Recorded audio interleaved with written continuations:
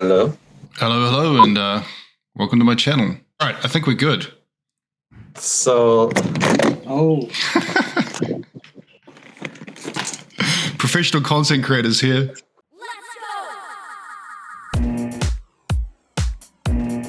Well, welcome to HissingThoughts Talks. I am HissingThoughts, Vice Master for the Supreme Extreme Carnage clan and administrator for Jokesta and a content creator in his own right. And you are Mr. KrazyCorn. Tell us about yourself. So, so you are one of the video editors for Supreme Extreme Carnage. How did you get involved with Jokesta and SxC? oh man, playing Call of Duty and probably season 2. That's when I started, and then probably around season 4 is when I kind of got a little bored because everyone in my clan stopped playing. So at that time, I decided to kind of look around to find a different clan because I miss that community. That's why I play, is to connect with people and have fun. And I play BR, so it's a lot of open chat, just talking about nonsense while we wait for the zone to close. And I miss that. So then I looked around, I found Fang, which is White Fang, and Yes. he, the content creator himself, a streamer, and I was like, he's starting a new clan, and so I joined his clan, and he started pushing me to be a content creator, just like him. I'm like, I can edit some stuff, so he pushed me to edit. So I was like, you know what, I'll edit for you, and I'll put out some content. I dedicated myself to put content every day for 30 days straight. And it wasn't easy, consistency and my commitment. And on day 28, I put out a nice tutorial video, and Fang streamed it. And he's like, check this out, tutorial on how to win a BR match when you're stuck in a room.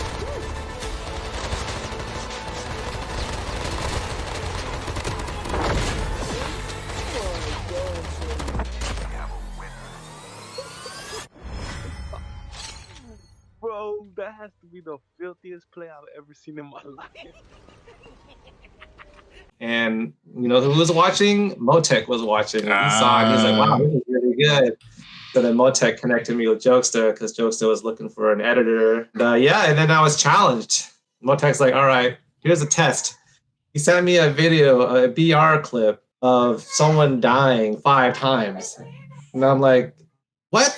You want me to edit this? But in the back of my mind, I'm like, I cannot judge my clients. I need to take this video and do the best I can. So I turned it into this crazy montage. It's called 5 body bags plus 2.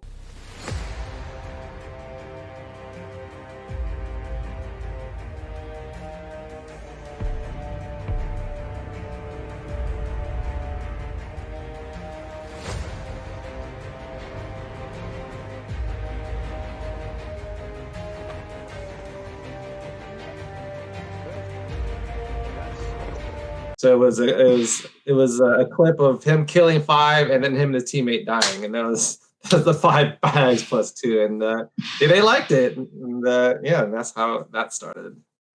That is awesome. Your background of, so what do you do professionally? What is your day-to-day job? Day-to-day job. I actually work for a telecommunications company. I'm a project manager. So essentially we have sales reps selling fiber internet to businesses, and I just overlook the installation, the construction team, and relay that message to the customer. But I did go to school for graphic design and video editing. So with that, I also edit videos for work, for like resource groups or campaigns. They gave me Adobe Premiere and a really nice laptop, so I sit at home and I edit videos for them. And then when I get off work, I'm editing videos for fun for my YouTube channel. And I edit videos for SxC and Jokesta. So yeah, that's the life, the dream, right? And I love it. I love every minute of it. I'm just curious about the project management side of things. Do you find that helps you in the video editing side of things? It helps me like organize time management. It's a challenge. It's something that they don't teach you in school. So you gotta have that balance and learn it along the way. So, I use a lot of like Outlook and scheduling, and I block time out to do certain things. especially when it comes to editing for work, it's extracurricular. It's volunteer. You know, I raise my hand. I say, hey, I can help you here. If I didn't do that, I wouldn't have Premiere. I wouldn't have these extra projects. Yeah. So Opportunities. getting out of my comfort zone and raising my hand and saying, hey, let me help you. And then, it starts with one. You get recognized for the good work that you've done, and then the referrals, and they talk about you, and your brand is built, and then now you're just known as the video editor or on top of project management. You're the go-to guy. Yeah. Now, and I did it intentionally, Yeah. It's not easy for me because growing up, I was never taught to raise my hand, never raised to speak up because of my background as being Asian. My parents didn't speak English growing up, so I had to learn to get out of my comfort and be brave and speak up. My parents come from Vietnam, and they came over to the U.S. About 1980s when the war started. And then, I was born in Oregon.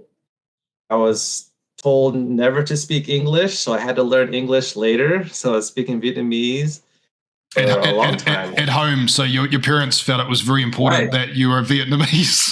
Mm-hmm. You have so Jokesta, the interview I did with Jokesta, I hear little hallmarks there where his Russian, he's born in America, but Russian was his first language, and how that actually impacted him a little bit later. It made it, I think, a bit. I mean, it's good that you can speak more than one language, but I'm just wondering whether that gave you developmental issues getting the English a bit later. Definitely. It has a lot to do with like making friends and learning from people or having that relationship with someone else. And then like bringing friends home. They, like when you're back in the days, it was okay to go out and walk around the neighborhoods and bring people over. But then when people came over, it's like, oh, I don't know what anyone's saying. And like, I didn't realize that because that's normal to me,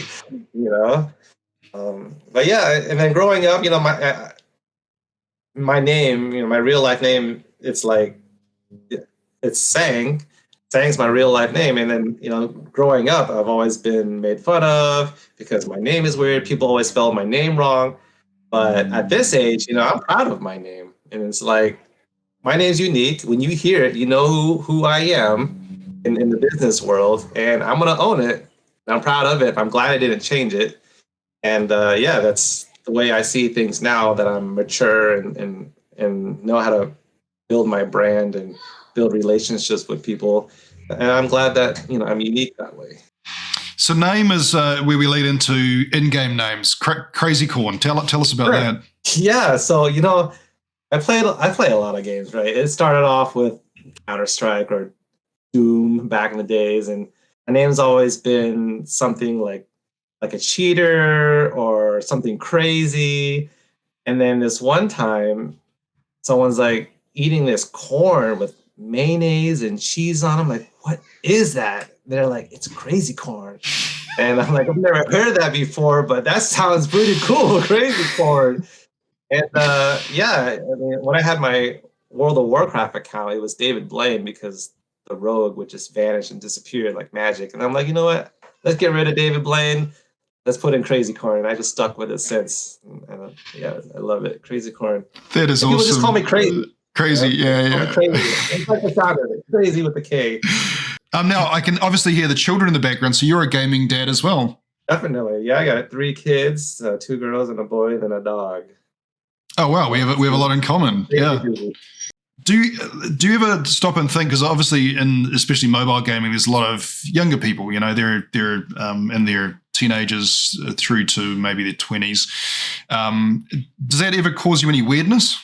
No, I've always, like, people on Discord or YouTube chat, I'm always considerate of where they're coming from. And maybe they're younger. And so I'm always in a mindset where I'm going to give them respect and I'm going to give them the benefit of the doubt that they have not matured yet or didn't know. So, I always respond with kindness. If you need help or have a comment where you need some criticism, I'm going to give it to you and I'm going to help you along the way. I've done a lot of edits for the younger generation, 10-year-olds, 12-year-olds. You want me to make you a banner? Sure, no problem, no charge. And that they appreciate that. And they, I tell them, I'm so much older than you. I tell them, at my age, I got kids, I'll make time for you. And they appreciate it and they respect me in that way. And we have that relationship. But the ones that are too much to handle, no problem. I won't deal with it, and I'll just let you be, and you come back when you're ready. I'll be here. You don't know what they're going through, and maybe gaming is their way out to, release that energy. And if we can help them, win a game together and feel like we've accomplished something, I'm all for it. This concept of how you've approached that response about being kind first and not assuming you know someone's background or whatever. How did you get to that? That's a really cool place to be, and you're responding to something. Not you're responding to someone. You're not reacting to them. How have you gotten to that point in your life? Because that's not something we're born with. You develop it. Yeah, thankfully where I work, they give a lot of free classes and books on self-awareness and being aware of others. And I also managed a retail store for probably 10 years. Before I was in sales for 20 years. So I work with a lot of people, and in a retail environment, when someone or an employee were to come in and be frustrated or not making their numbers, you got to listen to understand before you can, give your opinions on what you're perceiving. So I always have the mindset of let's take a step back, listen to understand, and then share what you feel, because whatever you learn from them, it might change the way you think about them. And you never know unless you ask.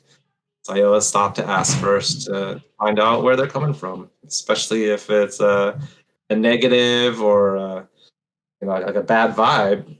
There's got to be a reason. People aren't just like that. You play games for fun. That's what I tell my kids. If you're not having fun, just don't play it anymore. Do something else. Take a break. And, let's take a break. That's how I see games. And people use games for different avenues. So be open-minded about it. It reminds me of when I was managing a sales team. You kind of have to find that skill that person has. Like, I don't get to choose who's on my team, but I have to make this team successful. And the way to do that is to find that skill set that one person have. Not look at the negatives, but find that positive in everybody and make it work as one unit, because we are one team. I know about video editing, and I know how long when I started doing the daily vlogging, it would take me 8 hours. So I'd get home and then work another job just to do this silly little vlog that no one watched. And then as I got better, I'm much quicker. So I'm just curious, on average, how long it takes you to your editing process.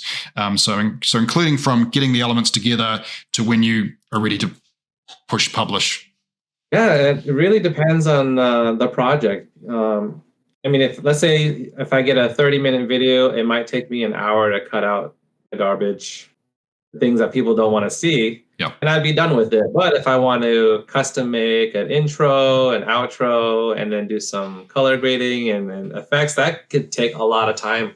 I learned that the longest tedious task is adding text, because you're literally typing every word, matching it to the lips and picking it all up. Yeah, that takes a lot of time. And I could get an edit done in a couple of days, or I can take my time and spend 2 weeks on it. And what happens is I'll add some effects. I'll go to sleep and I'll think about something I want to add. And the next day I'm like, okay, I'm gonna add this. And when I'm done with it, I'm like, this would be really cool if I do this too. So then the next day I'm adding, and I constantly add layers and layers and layers. And then in the end, I have this huge project. This timeline, it's got so many colors and layers on it. And it's a beautiful thing to see, because it started with one clip, or one bar of video on a timeline. And now we have all these cuts and all these edits, and it's just, it's art to me. So I can stop whenever I want to stop, or I just keep pushing myself to try something different or start it. And there's times where I start over. I'm like, I don't like the way it looks, trash it, start over. And I'm so much happier that I did that, because the results were so much better. If there's a clan member that thinks they've got something a little special but they don't have the ability to edit it themselves, how do they reach out to you, and what are your requirements in order for them to do, such as definition, like if it's too small, then you can't use it, that sort of stuff? Just reach out to me on Discord, and I don't think I have any restrictions or rules. Just like the test that I was given, where I was given 5 deaths in BR. I took it and made something of it, and I learned from that. I learned that I can take anything and make it nice, or edit to it, or add some effects to it. So whatever anyone has, give it to me, and we'll work together. I'll ask questions like, what kind of theme do you want? What do you want it to feel like? What kind of music do you want? And it's not just something that I work on by myself. It's something we collaborate on. So then it's our video, and it's the way that you want it. And then, you as a client, you'll be happy with it because we worked on it together. There's an open communication, and that's how I work. My brand is so important as an editor. It's like, no matter what people throw at me or comment, I'm going to respond with respect and open-mindedness, because you never know who's watching or what you're going to say behind my back. It's really important that I see myself as a little more professional, or as best as I can. Where do you hope things will go? My dream is to become a better editor. And the more clients, the more projects I have, I see improvement. When I first started, it took me a really long time to cut up a simple edit. Now I have all the keyboard shortcuts memorized by muscle memory. I have all these settings where it's like presets, and it's going to help me so much animate things. And it's just making me faster, more efficient, that leaves me more time to do special effects or color grading. And as far as my YouTube channel, I started with 0, which is probably a year ago. And now I have, 350 subscribers who want to watch my edits. And every time I put in an edit, publish a video, it's like 100 views, 200 views. And that right there, I'm happy with. And I'm going to keep doing it. I really don't have a dream or a vision, but to keep doing what I'm doing. And it's because I love it. I love editing. I love the people, the community, and helping people, collaborating. I love collaborating with people. And, that's the dream. I don't have any other visions, just to keep doing what I do. Thank you, Sang. Thank you. Thank you so much. Thank you for attending my Gaming War Story interview. Thank you. Thank you for taking your time. Thank you, sir. That's amazing. Yep. Thank you. Okay. See you.